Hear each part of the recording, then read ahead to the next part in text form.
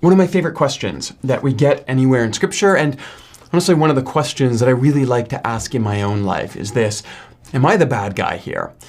And I think sometimes we can ask that rhetorically. We know that we want people to be on our side, and so we ask the question in ways that frames the answer to tell us, no, you're the good guy.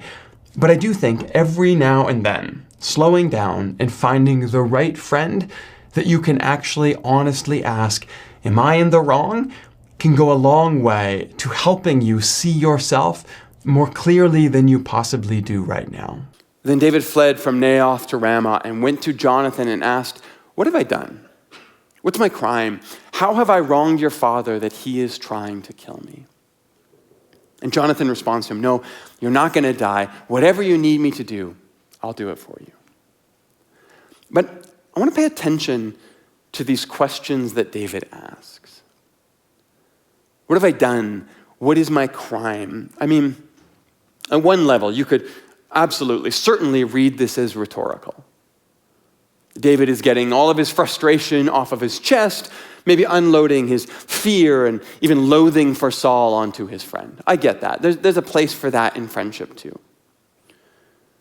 But I do think there's an element that extends beyond that as well. Something that brings us all the way back to what we saw last week in David's interactions with Saul. Because there last week, both men, David and Saul, they both hear what they want to hear. David's men tell him to go and kill Saul. Saul's men tell him, David is out to get you. You have to kill him first. Here, David is asking for the opposite. Not what he wants to hear, but maybe what he doesn't want to hear.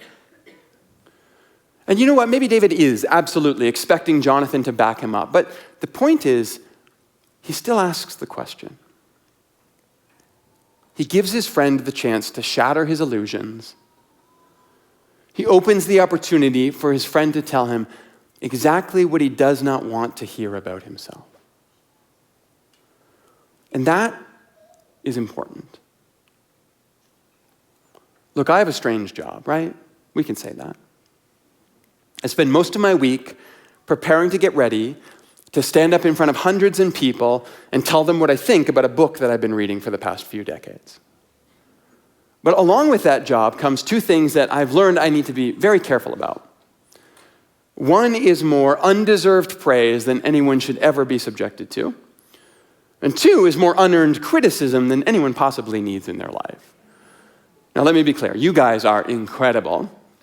And the feedback that I get from this community, even when it's pointed, even when I might not want to hear it, almost all of the time, 99.9% of the time, it is honest and clear-headed and very likely something that I needed to hear. The unearned criticism bit is almost always a byproduct of being online. I've got a huge folder of my favorite mean tweets. But all of this simply means that in 20 years of doing this job, I've absolutely come to rely on the people who can tell me what I don't want to hear about myself.